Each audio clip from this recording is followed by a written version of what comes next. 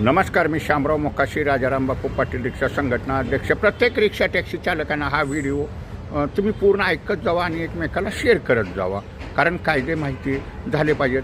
आता रिक्षा टॅक्सीचं भाडं हे सूत्र न्यायप्रविष्ट आहे, हाकीम समितीचं सूत्र आहे ते, आणि देशामधलं नंबर 1चं सूत्र आहे. आणि आता टप्प्याटप्प्यानं त्या सूत्राची अंमलबजावणी चालू झालेली आहे.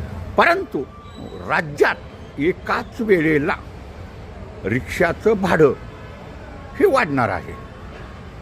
एकाच वेळेला आम्ही सतत पाठपुरावा करत असतो, त्या सूत्रावरती बी आपण काम करतो. भाडं हा विषय कायमचाच निघणार आहे काय, झालेलंच आहे ते. आता खाली ओला कोलाच्यामुळं भाडं करतात आणि मीटरनंच ते भाडं होणार.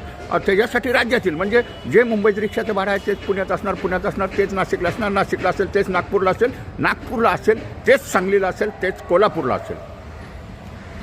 एक संघ सूत्र आणि ह्याचं अंतर हे किलोमीटरचं असेल, म्हणजे 1.5 किलोमीटरचा टप्पा हा निघूनच जाणार आहे. हे सूत्र न्यायप्रविष्ट आहे, हे लक्षात ठेवायचं आहे. आणि देशामधलं नंबर 1चं सूत्र आहे आणि न्यायालयाच्या कसोटीला उतरणारं सूत्र आहे. आणि रिक्षा टॅक्सी चालकानं मीटरनंच व्यवसाय करायचा आहे आणि वर्षातून एक वेळ ते भाडं वाढेल.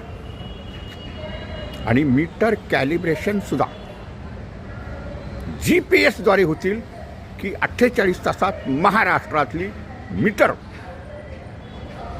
कॅलिब्रेशन होतील. भाडं वाढलं की त्याच्यासाठी हे गुगल प्लेस वगैरे आता हे यायला लागलेले आहेत. मीटर पूर्वी काहीच येत नव्हते.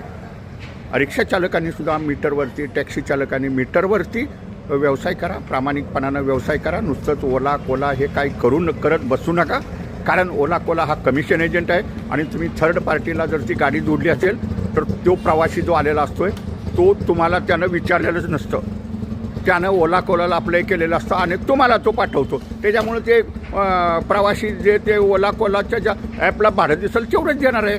त्याचा तुमचा काही मधला रोलच नाही ना. पण ज्यावेळी तुम्हाला प्रवासी हात देतात त्यावेळी तुम्ही नाही म्हणता असा, त्यांना मीटरनं घेऊन जावा, त्यांना सुरक्षित पोचवा. उलटं 4 आटाने प्रवासी जास्ती देतात, हे मात्र लक्षात ठेवा.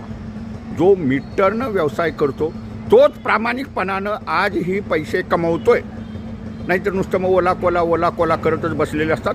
धन्यवाद. हा व्हिडिओ शेअर करा. लवकरच राज्याच्या रिक्षा टॅक्सी भाड्याची परिगणना होणार.